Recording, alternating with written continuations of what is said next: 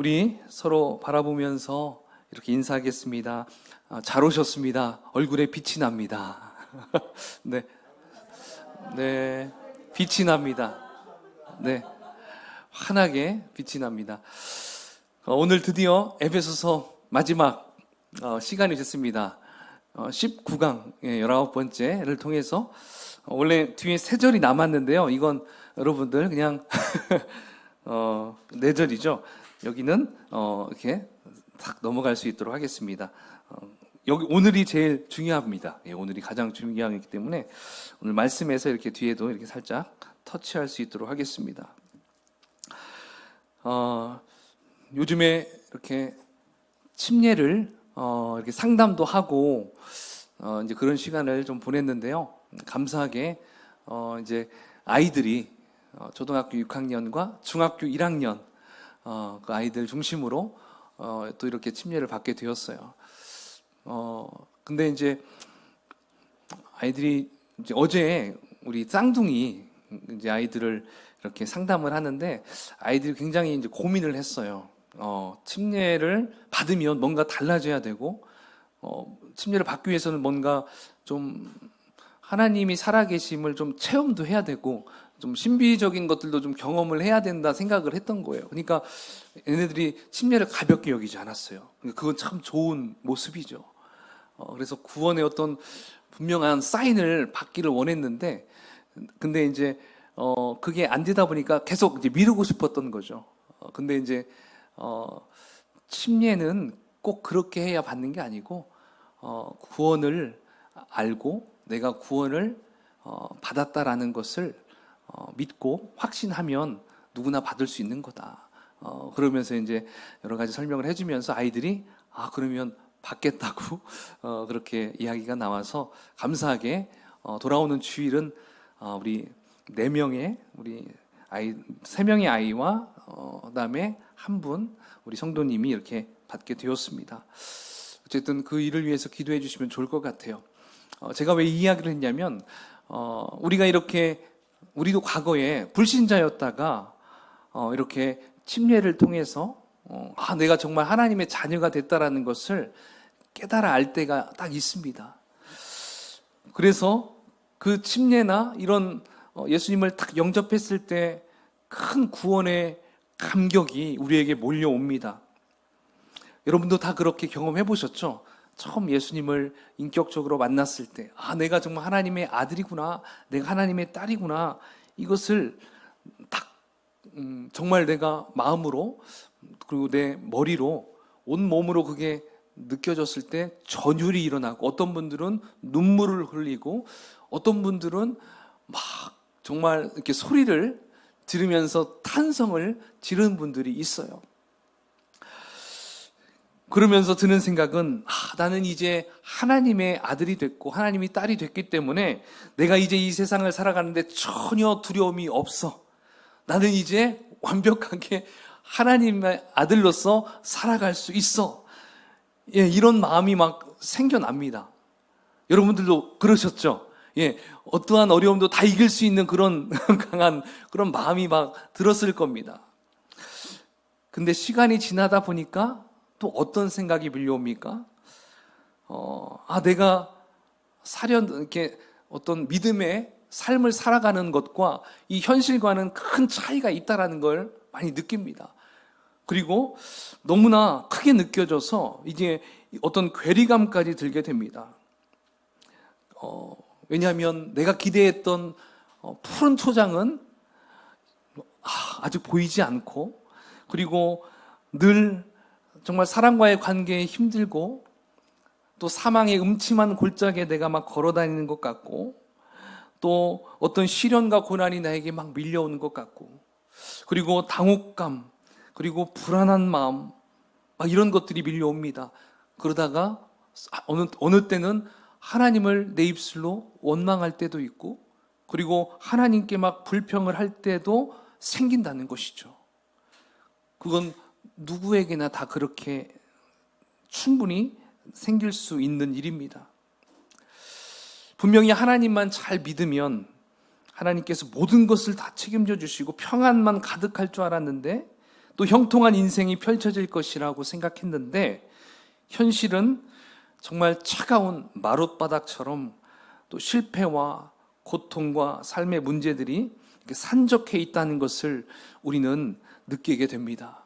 제 말에 동의가 되시죠? 예, 동의가 됩니다. 저도 그런 마음이 참 많이 들 때가 있어요. 여러분, 그렇다면 왜 이러한 어려움들이 이렇게 생겨날까요? 그것은 전쟁이 아직 끝나지 않았기 때문에 그래요. 예, 이 땅에서 살아가면서 우리에게 다가오는 전쟁, 전쟁이라고 해서 어떤 1차 세계대전, 2차 세계대전을 말하는 것이 아니라 보이지 않는 영적 전쟁이 끝나지 않았기 때문에 이러한 많은 어려움들이 우리에게 닥친다는 것이죠. 오늘 본문의 에베소 교회 성도들도 정말 예수 그리스도를 나의 구주로 영접했지만, 믿었지만 여전히 그들의 삶에는 수많은 유혹과 어려움들이 산적해 있었던 것입니다. 그래서 바울은 그러한 에베소 성도들을 위해서 지금 이렇게 에베소서를 기록했어요. 그래서 교회 내 갈등을 극복하고 이제 예수 그리스도 안에서 하나가 될 수 있도록, 그리고 가정과 일터에서 믿는 그리스도인으로서 서로 사랑하고 존중하기를 계속적으로 권면하고 있는 거예요. 그게 바로 4장부터 5장, 6장에 걸쳐서 그 예수 그리스도인으로서 너희들 정체성을 이제 찾았으니 그렇게 살아가야 한다. 이것을 계속적으로 권면을 거듭하고 있다는 것이죠. 자, 이제 마지막 오늘 6장 10절에서 20절까지, 자, 이 부분은 이제 서신서의 마지막 부분으로서 그 마침표를 찍고 있는 것입니다. 그 내용이 뭐예요? 아직 끝나지 않은 영적 전투, 영적 전쟁에서 우리가 어떻게 무장되어야 하는지를 알려주고 있다는 거예요.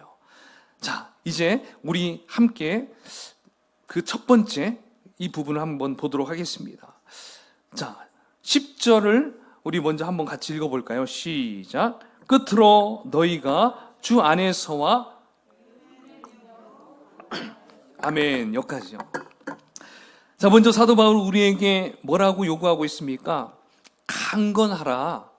강건하여지기를 지금 명령하고 있습니다.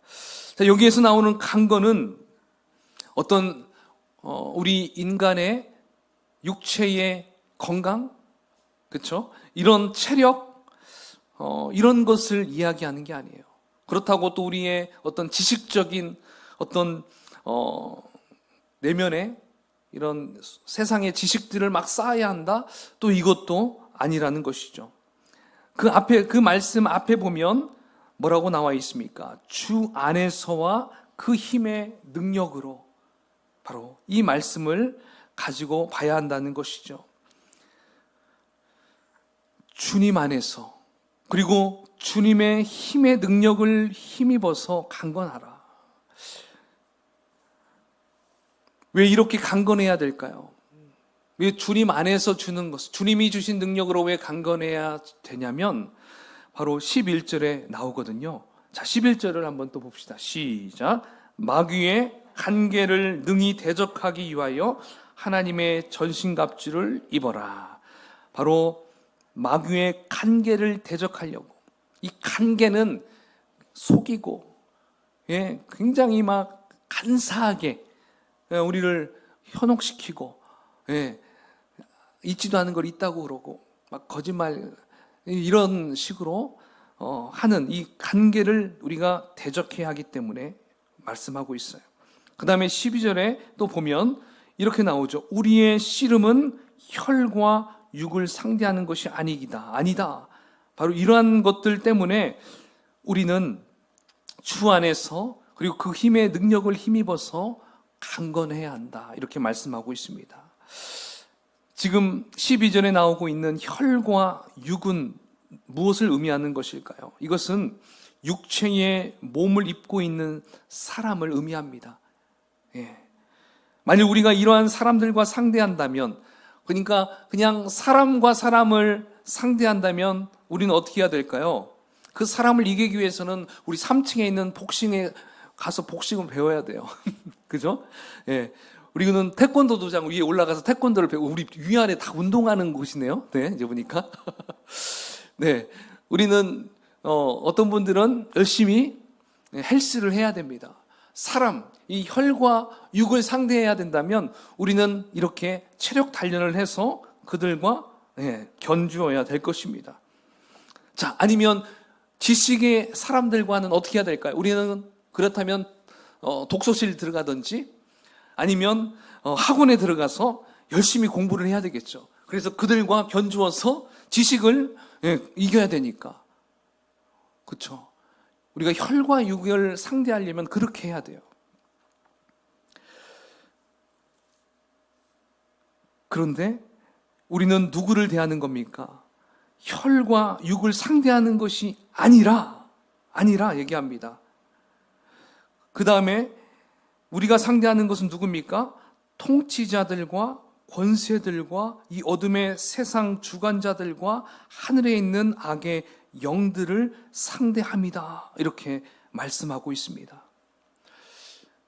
자, 여기에서 이야기하고 있는 통치자, 세상 주관자, 악의 영, 이들은 모두 누구 아래서 지배받고 있는 자들일까요? 사탄이죠. 이 마귀 사탄, 그 사탄의 지배권 아래에 있는 어둠의 자식들, 어둠의 영들을 가리킨다는 것입니다.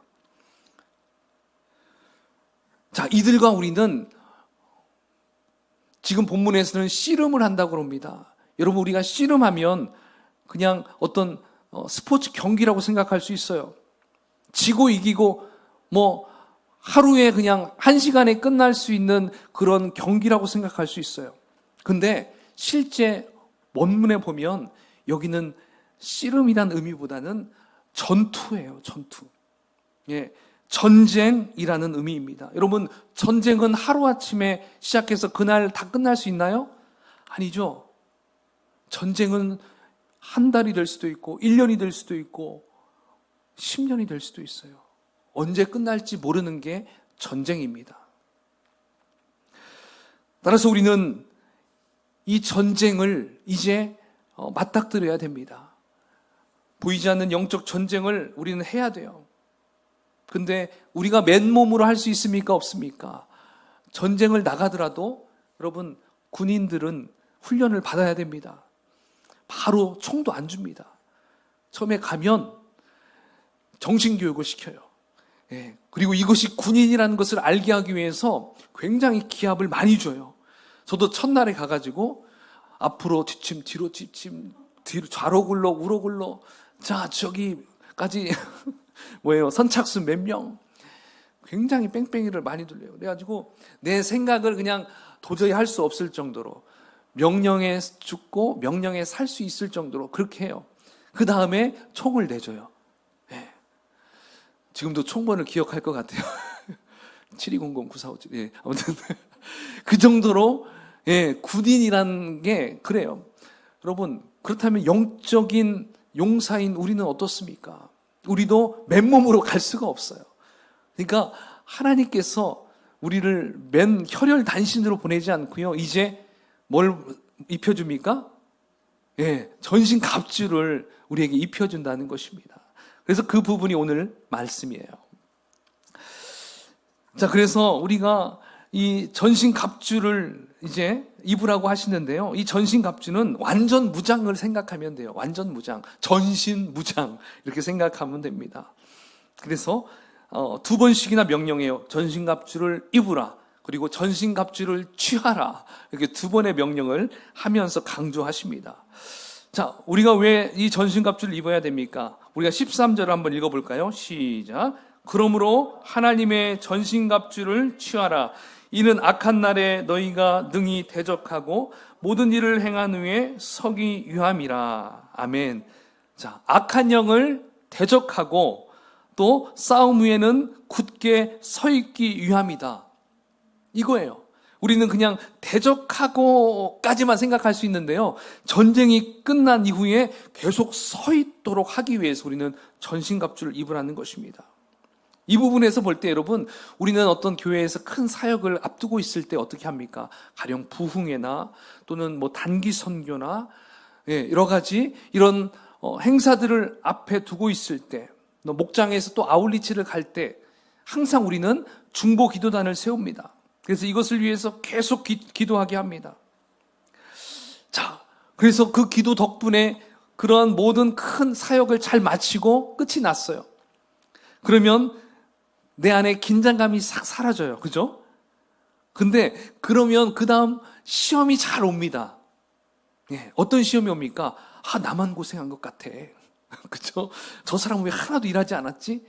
그리고 그냥 괜히 비교의식이 되고요. 괜히 막 본인만 고생한 것처럼. 왜요? 그 다음에 끝나고 나서 내가 계속적으로 영적인 무장을 하고 있지 않기 때문에 그 사이에 틈을 타서 사탄이 온다는 것입니다. 그러니까 우리는 끝까지 전신갑주를 계속 입고 있으라는 거예요. 서 있으라는 거예요. 모든 일을 행한 후에 서 있기 위함이니라. 여러분, 다윗을 한번 생각해 보십시오. 다윗은 광야에서 사울의 공격이 찾아올 때 영적인 긴장감을 가지고 말씀으로 대적하며 싸웠어요. 정말 멋지게 다윗은 승리했어요. 그리고 다윗이 임금이 됐을 때도 적진을 향해서 굉장히 그런 영토를 넓히고요. 적들과 싸우면서 승리를 거듭했어요. 그렇게 적진에서는 그렇게 승리하고 하나님이 함께 하심을 그가 늘 체험했는데, 그가 한가롭게 전쟁터에 나가지 않고 그것도 초저녁 잠을 자고 일어나가지고 어떻게 하다가 보니까 자기 성 멀리에서 어떤 여인이 목욕하는 것을 보게 되죠. 그러면서 그 속에 사단이 탁 들어와서 어떻게 합니까? 그 여인을 오게 해서 그 여인을 간음하게 되고, 알고 봤더니 그 여인이 자신의 충신 우리아였어요. 그 우리아마저 죽여야 완전 범죄가 되기 때문에 우리아를 가장 전쟁이 치밀한, 막 굉장히 치열한 곳으로 보내죠. 그래서 거기서 죽이죠. 그러면서 아무도 모를 거라 생각했죠. 어떻습니까, 여러분? 사탄은요, 이렇게 우리가 다 됐다, 이제 좀 쉬어야겠다 이러면 항상 우리에게 침투한다는 것입니다. 그러니까 모든 일을 행한 후에 서기 위함이라.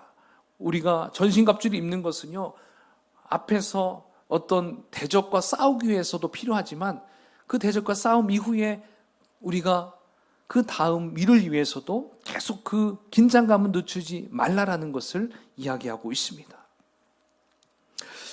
자, 그러면 이제 하나님께서 우리에게 주신 전신갑주가 무엇이 있는지 한번 살펴보도록 하겠습니다. 자, 14절 한번 읽어볼까요? 시작. 그런즉 서서 진리로 너희 허리띠를 띠고 의의 호심경을 붙이고. 아멘. 자, 가장 먼저 서 있으라고 합니다. 여기에서 서서. 여러분, 우리는 전신갑주를 입으려면 앉아 있으면 안 돼요. 서서라는 것은 이제 전쟁에 나가기 위해서는 이제 준비를 한다는 것입니다. 이렇게 영적인 싸움에서도, 그런 영적인 전쟁에서도 우리는 바르게 서 있으라는 것이죠. 그것은 우리가 전투에 임하는 자세를 이야기합니다. 자세. 자, 그 자세를 딱 갖고 있을 때 누가 오더라도 딱 대적할 수가 있다라는 것을 볼 수가 있죠. 자, 그 다음에 서 있을 때 이제 첫 번째, 무엇을 차라고 합니까? 허리띠를 차라고 합니다. 그 허리띠는 바로 진리의 허리띠예요. 진리의 허리띠. 여러분, 허리띠는 우리가 왜 매죠? 허리띠는 바지가 내려가지 않도록 하기 위해서 우리가 허리띠를 맵니다. 물론 고무줄 바지도 있고 여러 가지 이렇게 이렇게 내려가지 않게 할 수 있는 기능도 있지만, 로마 시대에는요, 군복을 입을 때 안에 일반 옷을 입고 그 위에 이제 뭘 차잖아요. 근데 그때는 이렇게 고무줄이나 이런 게 없습니다. 그러니까 허리띠를 단단히 매지 않으면 싸우다가 바지가 홀로덩 내려갈 수가 있어요. 그래서 이 허리띠는 너무나 중요합니다. 그리고 이 허리띠에다가는요, 또 무엇을 찰 수 있냐면, 실제 저도 이제 우리가 전투복을 입을 때 그 요대라고 하는데, 거기다가 뭐 수통도 차고, 그 당시에는 칼집도 차고, 그 다음에 앞에 흉배도 딱 걸치게 하고요. 그러니까 여러, 이제 무기 같은 그런 것들을 이렇게 딱, 이렇게 거치할 수 있도록 하는 기능을 합니다. 자, 실제 이러한 기능을 한다면, 여러분, 그렇다면 우리가 영적인 무장을 하는데 이 허리띠는 어떤 역할을 할까요? 이 허리띠는요, 바로 우리의 허리, 중요한 이 허리를 탁 매는 부분이기 때문에 이것은 진리 되신 예수 그리스도를 의미합니다. 좀 더 나아간다면 진리 되신 예수 그리스도를 의지하라는 것을 말하고 있어요. 의지하는 거.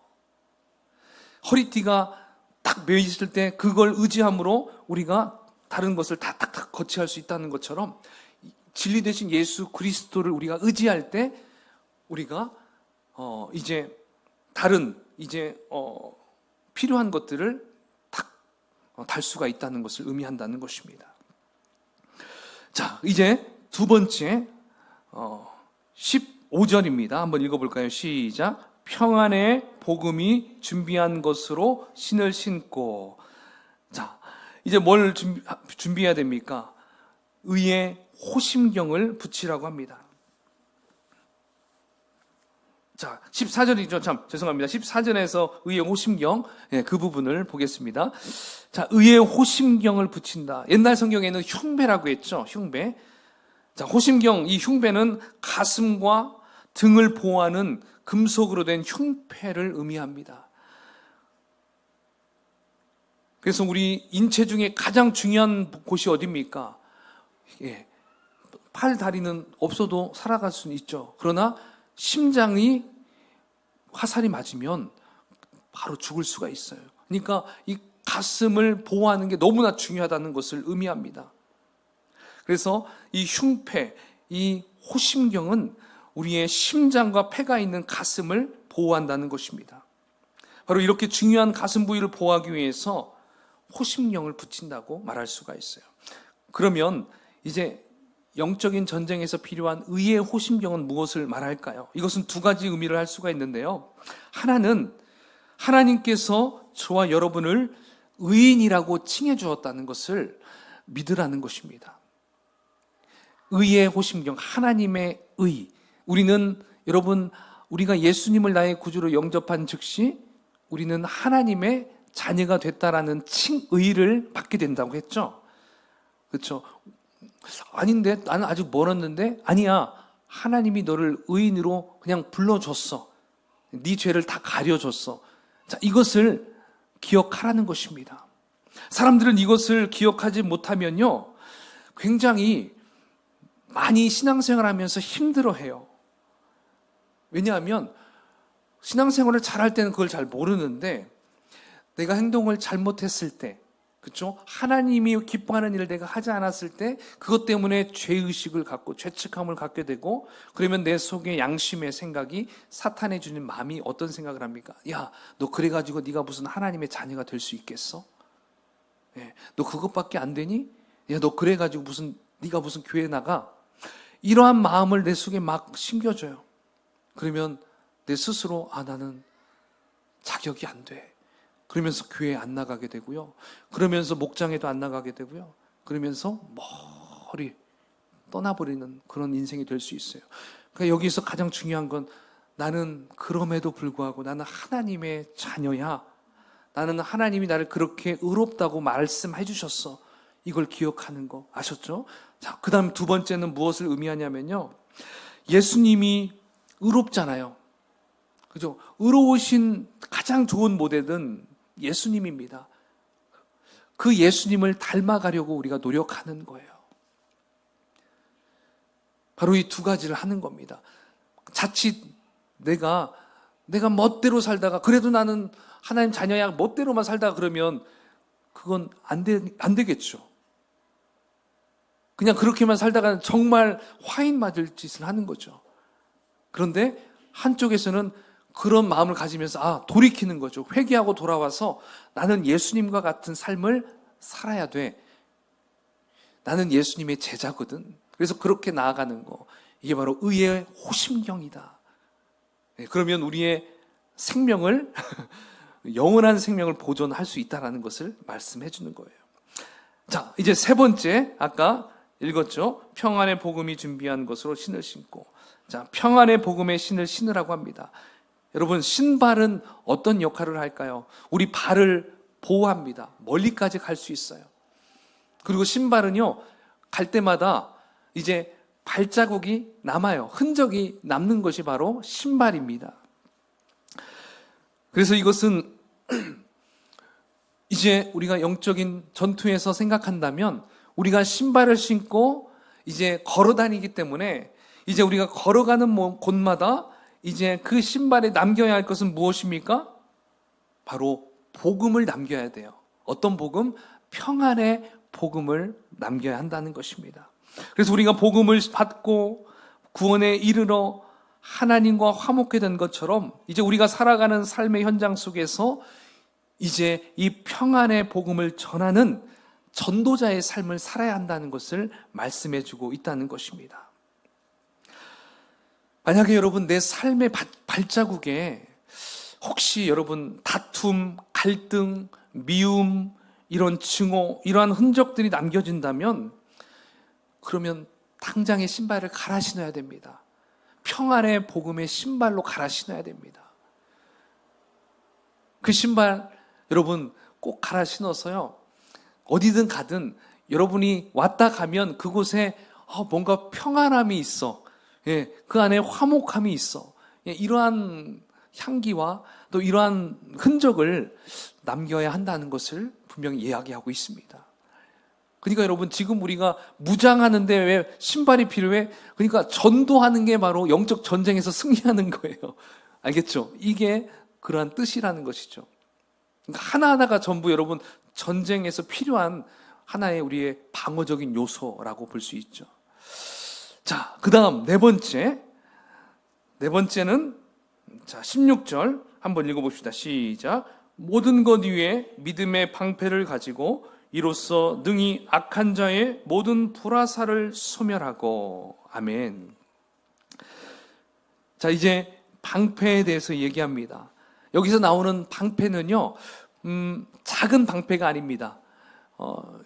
저는 방패하면 요즘에는 이제 캡틴 아메리카, 옛날 그 어벤져스에 나왔던, 여러분 아시죠? 동그란 거. 그게 이제 방패로 생각하는데, 여기서 나오는 실제 로마에서의 방패는 그것보다도 더 커요. 길이가 1m 20cm 정도 돼요. 그러니까 한 요 정도 되겠죠. 그리고 요 정도 폭이 되고요.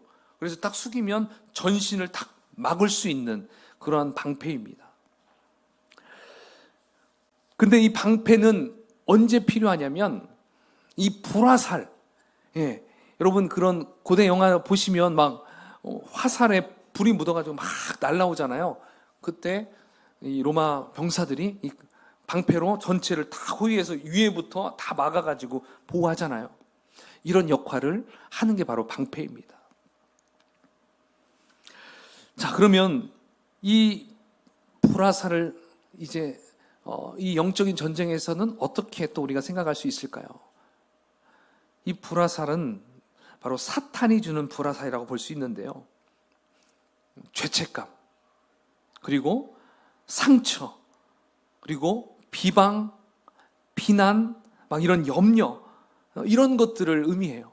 사탄이 주는 그러한 우리 안에 있는 계속 염려를 심겨줘요. 예수님은 염려하지 말라고 하는데 사탄은 계속 염려를 주죠. 그리고 비교의식을 주고요. 그리고 열등감을 주고요. 내 안에 안 좋은 것은 다 주려고 하는 것이 바로 이 불화살, 사탄의 불화살입니다. 이 불화살에 한 대 맞으면 얼마나 큰 상처가 있겠어요. 헤어나올 수 없어요. 많은 사람들이 이런 불화살을 맞아서 너무나 고통스러워하는 사람들이 있어요. 그래서 병원 신세를 짓는, 정신병원에 가기도 하고 막 공황장애를 입기도 하고 여러 가지 질병으로 인해서 힘들어하는 사람들이 다 이제 보니까 육체의 질병도 그러한 영적인 질병으로 그렇게 커져가지고 너무 힘들어하는 사람이 참 많이 있다라는 것입니다. 바로 이러한 영적인 불화살을 막기 위해서는 오늘 본문에 얘기하는 믿음의 방패가 필요하다는 것입니다. 여러분, 여기서 말하는 믿음은 어떤 믿음일까요?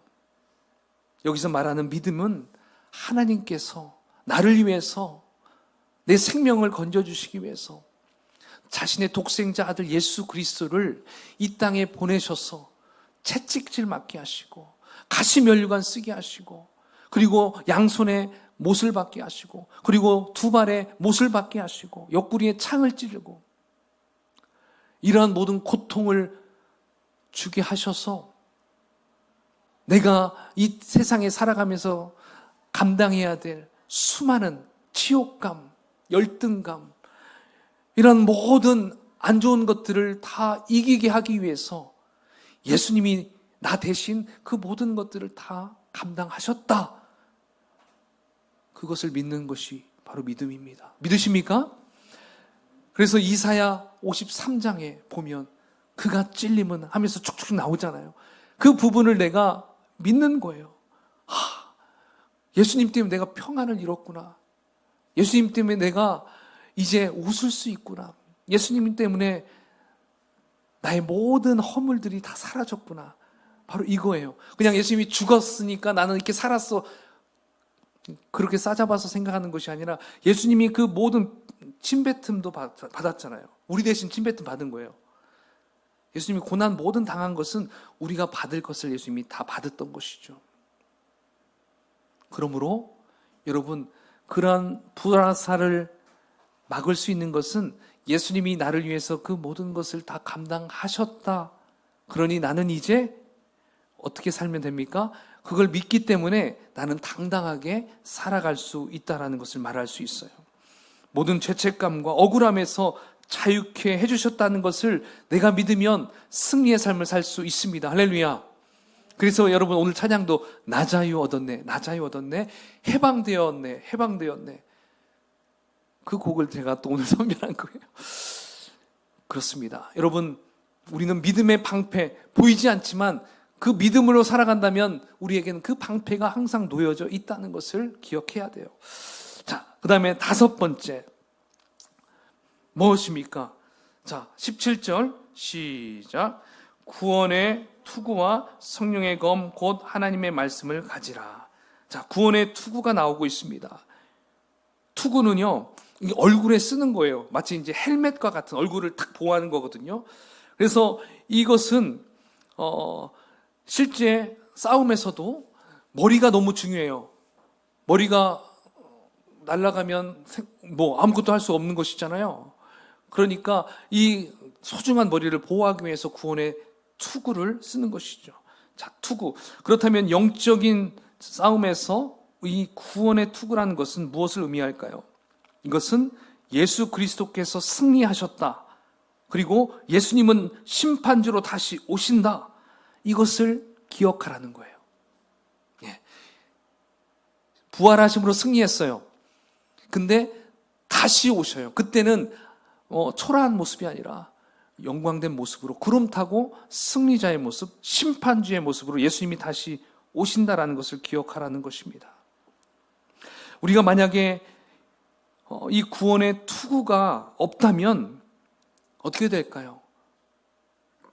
예수님의 승리하신 것과 다시 오실 것을 내가 생각하지 못하는 것과 똑같습니다. 그렇게 되면 우리는 예수님을 바라보지도 못하고 예수님을 집중하지도 못하는 것을 의미해요. 그러면 어떻게 될까요? 모든 악한 사탄 마귀와 어둠의 영들에 대해서 우리는 그냥 휙휙 쓰러져 버릴 수 있어요. 분명히 예수님은 다시 오셔서 그런 악한 사탄을 결박하시고 무적행으로 그냥 다 돌려보낸다고 하셨거든요. 근데 이걸 모르면 우리는 사단의 밥이 될 수밖에 없다는 것입니다. 따라서 여러분, 우리는 이 세상을 살아갈 때에 투구가 좀 무거울 수 있어요. 그래서 벗고 싶을 수도 있어요. 그 말씀을 좀 생각 안 할 수도 있습니다. 하지만 여러분, 그래도 예수님은 승리하셨어. 예수님은 나를 위해서 다시 오실 거야. 이것을 늘 기억해야 한다는 것이죠. 아셨죠? 자, 이 부분을 우리가 또 항상 기억하며 살아가면 되겠습니다. 그렇다면 그렇게 되면 우리는 늘 승리하는 싸움을 살 수가 있다는 것이죠. 자, 마지막 6번째, 아까 읽었죠? 성령의 검이 나옵니다. 성령의 검은 무엇을 의미일까요? 하나님의 말씀을 의미합니다. 하나님의 말씀. 모든 것들은 아까 나왔던 띠, 흉배, 신발, 그 다음에 흉배, 호심경, 투구는 다 우리를 방어하고 보호하는 그러한 무기였어요. 근데 이제 마지막 검은 뭐죠? 공격을 할 수 있는 무기입니다. 여러분 이런 얘기 있잖아요. 최선의 수비는 공격이다. 그렇죠? 그러니까 여러분 우리가 수비할 때도 이 성령의 검을 잘 사용해야 한다는 것입니다. 그러니까 실제 전투에서도 칼을 잘 쓰는 사람이 아무리 잘 막 갑옷을 입었어도 칼 제대로 휘둘리면 다 이겨버리잖아요. 그러니까 우리가 여기서 가장 중요한 건 뭐예요? 바로 성령의 검, 하나님의 말씀을 우리가 잘 알아야 한다는 것을 말씀해주고 있다는 것입니다. 그러니까 말씀 하나면 사탄을 제압할 수가 있어요. 꿈에서도 여러분 말씀을 이렇게 많이 암송하고 이렇게 다니다가 꿈에서도 사탄이 나오면 꿈에서도 말씀이 이렇게 툭 나올 때가 있어요. 네. 그리고 굉장히 딱 봤을 때 힘들어하는 사람에게 가서 예수님의 이름으로 기도해주고 말씀으로 탁 치유기도 해주면 그 사람이 고침받는 것도 볼 수 있어요. 그러니까 말씀의 힘이 너무나 커요. 예수님도 사탄을 무엇으로 이겼습니까? 그 마귀에게 시험 받을 때 예수님도 자신의 말로 이기지 않았어요. 하나님의 말씀으로, 구약 성경에서 말씀하신 그 신명기 말씀으로 마귀의 유혹을 이기셨습니다. 물리쳤습니다. 그 말씀으로 3가지 시험을 딱 이기니까 천사들이 수종했다라고 말씀하고 있어요. 그러니까 여러분 우리는 하나님의 말씀을, 어떤 사람들은 하나님의 말씀은 참 부드럽고 포근한 거야 이렇게만 생각할 수 있는데요, 하나님의 말씀은 그것뿐만 아니라 얼마나 강력한 말씀인지 아십니까? 우리 한번 히브리서 4장 12절을 한번 읽어보겠습니다. 시작. 하나님의 말씀은 살아있고 활력이 있어 좌우의 날선 어떤 검보다도 예리하여 혼과 영과 및 관절과 골수를 찔러 쪼개기까지 하며 또 마음의 생각과 뜻을 판단하나니. 아멘. 바로 이 말씀의 검에 대해서 이렇게 설명해 주고 있습니다. 그러므로 교회와 그리스도인들은 날마다 말씀을 잘 알아야 됩니다. 알기 위해서는 말씀을 읽어야 됩니다. 그리고 그 말씀을 깊이 묵상해야 됩니다. 그리고 그 말씀을 연구해야 돼요. 그리고 그 말씀을 암송해야 돼요. 그러면 그 말씀이 내 것이 돼요. 내 속에서 역사하십니다. 믿으십니까? 여러분, 그러니까 말씀은 장식용이 아니에요. 성경책은 장식용이 아닙니다. 말씀은 매일매일 봐야 돼요. 그렇죠? 주일에만 와서 그냥 이렇게 한 번씩 떠들러 보는 책이 아니에요. 말씀은 매일매일 보라고 드리는 거예요. 그래도 제가 매일매일 여러분들에게 말씀을 이렇게 드리잖아요. 왜요? 그거라도 좀 보시고 예, 하나님을 좀 생각하라는 거예요. 그 말씀 하루하루 제가 가끔씩 못 드릴 때는 제가 깜빡하고 이제 못 드릴 때도 있지만 될 수 있으면 제가 이렇게 드리려고 해요. 그 말씀이 여러분들의 삶의 지표가 되기 때문에 그래요. 그리고 그 말씀이 여러분들의 칼이 될 수 있기 때문에 그렇다는 것이죠. 여러분, 말씀을 늘 사모하는 여러분 되기를 축복합니다. 할렐루야. 네. 자, 이렇게 전신갑주를 입은 주의 군사, 이제 그 군사가 해야 될 것이 바로 18절에서 20절에 나오는데요, 우리가 짧게 한번 또 살펴보도록 하겠습니다. 18절 한번 읽어볼까요? 시작. 모든 기도와 간구를 하되 항상 성령 안에서 기도하고 이를 위하여 깨어 구하기를 항상 힘쓰며 여러 성도를 위하여 구하라. 아멘. 자, 이제 우리가 전신갑주를 입고 나서 가장 먼저 해야 될 것은 기도하라고 합니다. 기도. 근데 기도를 어떻게 하라고 하냐면요, 항상 성령 안에서 기도하라고 합니다. 여기서 성령 안에서 기도하라는 말씀은 무엇입니까?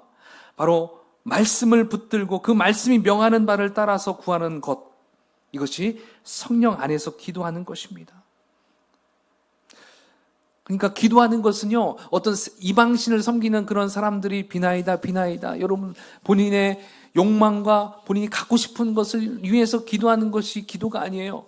지금 성령 안에서 기도하는 것은 하나님의 말씀을 가지고 그 말씀을 토대로 기도하라는 것입니다.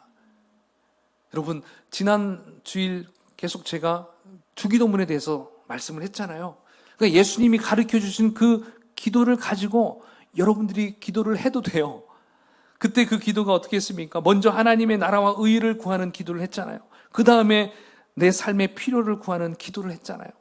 그러니까 먼저 우선적으로 항상 기도할 때는 하나님의 나라와 의를 위해서 기도하는 우리가 돼야 돼요. 그래서 하나님의 나라와 의가 이 땅에 실현되기 위해 주님, 오늘 나에게 필요한 것을 공급하여 주십시오. 자, 이렇게 기도를 해야 한다는 것이죠. 여러분, 군인들이 나라에 지원해달라고 할 때 무엇을 지원해달라고 합니까? 정말 그 나라를 살릴 수 있는, 이 전쟁에서 이길 수 있는 것을 구하잖아요. 무기를 달라고 하고, 미사일을 달라고 하고, 또 크레모아, 수류탄, 이런 또 먹을 수 있는 식량, 이 정도는 구하잖아요. 근데 여러분, 그런 군사가 그 군대 사령관에게, 사령관님, 저에게 멋진 스포츠카를 주십시오. 이렇게 한다면 어떻게 될까요? 걔는 당장에 영창에 가겠죠. 아니면 정신병원에 가든지. 여러분, 맞습니다. 우리의 간구가 나의 정욕을 이루기 위함인지, 하나님의 나라와 그 뜻을 세우기 위함인지 반드시 분별하게 해주는 것이 바로 성령 안에서 기도하는 거예요. 내가 성령 안에서 기도하지 않으면 내가 정욕대로 구할 수 있어요. 예, 나는 아닌 것 같은데 어느 순간 내가 정욕대로, 정말 내가 정말 갖고 싶은 것을 위한 기도가 될 수 있다는 거예요.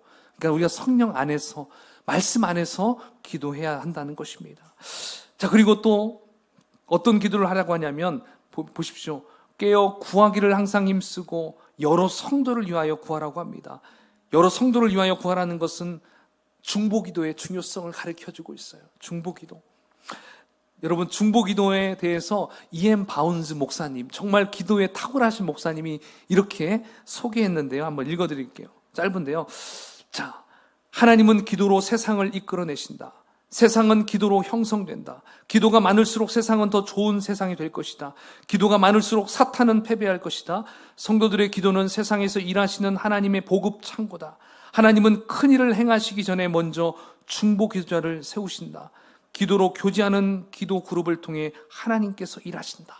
이렇게 중보 기도의 중요성을 얘기해 주시더라고요. 그렇습니다. 여러분, 중보 기도는 정말 중요해요. 저도 많이 경험했어요. 저도 청년부를 사역할 때 항상 중보기도 팀이 예배를 위해 중보기도 했어요. 그리고 선교에 나갈 때도 중보기도 팀이 선교에 나가기 한 달 전부터, 우리가 선교지에 있을 때도 그들이 나와서 중보기도 했어요. 그때마다 놀라운 역사가 일어났어요. 지금도 이 예배를 위해서 중보기도 팀이 여러분 기도하는 거 아십니까? 우리 아이들, 학생들이 바로 이 중보기도의 힘이 이렇게 커요. 따라서 여러분, 중보기도자들을 하나님은 원하십니다. 그래서 이 기도자들을 통해서 하나님의 역사를 이루셔요. 과연 우리가 또 누구를 위해 중보기도해야 될까요? 이 나라와 민족을 위해서 공산권으로 가지 않도록, 좌파로 넘어가지 않도록 이것도 기도해야 되고요. 그 다음에 전쟁을 치르고 있는 나라를 위해서도 기도해야 되고요. 그리고 이방신이 막 압제하고 있는 저 북한과 수많은 나라를 위해서 기도해야 한다는 것을 여러분 꼭 기억했으면 좋겠습니다. 믿으십니까? 별로 네, 지치시죠? 이제 마무리하겠습니다. 자, 여러분, 오늘 에베소서 말씀 통해서 우리가 참 지금까지 하나님의 사역, 특별히 성부, 성자, 성령의 그 삼위일체의 하나님의 그 구원 계획과 그 구원 사역을 우리가 함께 살펴봤고요.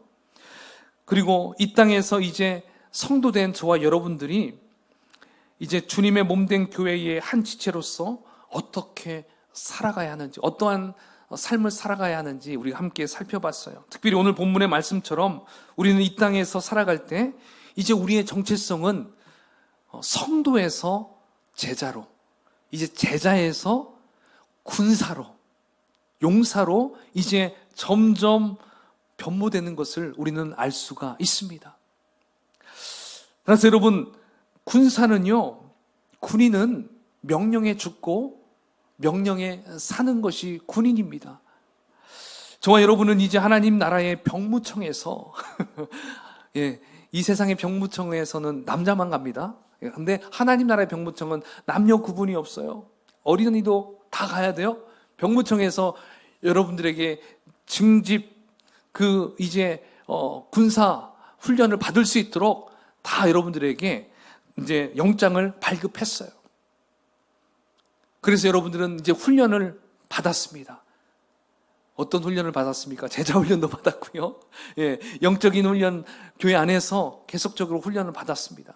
이제 하나님은 여러분들에게 자대 배치를 할 것입니다. 어디로 자대 배치를 할까요?